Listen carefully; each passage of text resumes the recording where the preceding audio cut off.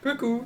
Franchement, les intros deviennent incroyables au bout d'un moment. Bonsoir à tous. J'ai un bandana aujourd'hui, je vais le retirer parce que tout simplement, sur mon été, il fait très chaud. Je voulais juste me mettre à nu à nouveau. Bienvenue dans une vidéo. Aujourd'hui, je vais vous présenter un manga qui va bientôt sortir en animé. Alors, ouais, le 1er août. Le but de ces vidéos, c'est de vous présenter des œuvres que vous ne connaissez probablement pas. J'ai ramené une feuille parce que sinon c'est impossible pour moi, évidemment, à gérer. C'est le setup le plus facile. 2 écrans derrière moi, un écran encore ici, là, que vous regardez actuellement. De la lumière. D'ailleurs, j'aime bien ces lumières. Il y a aussi une chaise ici, donc si on peut inviter des guests, on pourrait. L'œuvre que je vais vous présenter, l'œuvre incroyable, on dirait qu'on est en exposé, c'est Jae-sama wa Kuji Kenai. Jae-sama, la dirigeante numéro 2 des démons redoutés, a la beauté sans pareille, crainte et adorée par tous. Elle est respectée du royaume des démons, mais elle se retrouve soudainement impuissante et réduite dans un monde des humains, après par une mystérieuse Magical Girl qui a détruit un puissant cristal de mana, qui détruit également son royaume d'origine. Bien qu'elle survive, Jae a perdu presque tous ses pouvoirs et se retrouve bloquée dans le monde des humains, avec une apparence enfantine. Donc en gros, Jae-sama, de base, elle est dans un monde de démons, c'est la numéro 2 du coup de ce monde.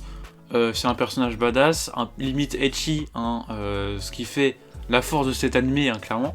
Et là, elle se retrouve dans le monde normal des humains, avec une apparence enfantine, du coup elle va péter un câble, évidemment. Elle va se dire, où sont mes atouts? Bref, parce que, on le rappelle, les genres, déjà c'est un shonen, bizarrement. Les genres sont comédie, ecchi, comme je viens de vous le dire, clairement. Il y a du ecchi, il y a du slice of life, et il y a du surnaturel. Comme thème, on a démons et quotidien. Je vais continuer évidemment le synopsis parce que j'aime bien faire des petites pauses comme ça. C'est pour le watch time, ok. Afin de rassembler plus de gemmes mystiques, afin de pouvoir restaurer de manière permanente à la fois sa forme d'origine et le royaume des démons, Jae devra s'adapter à sa nouvelle vie et faire face à des problèmes quotidiens qu'elle n'a jamais connus auparavant.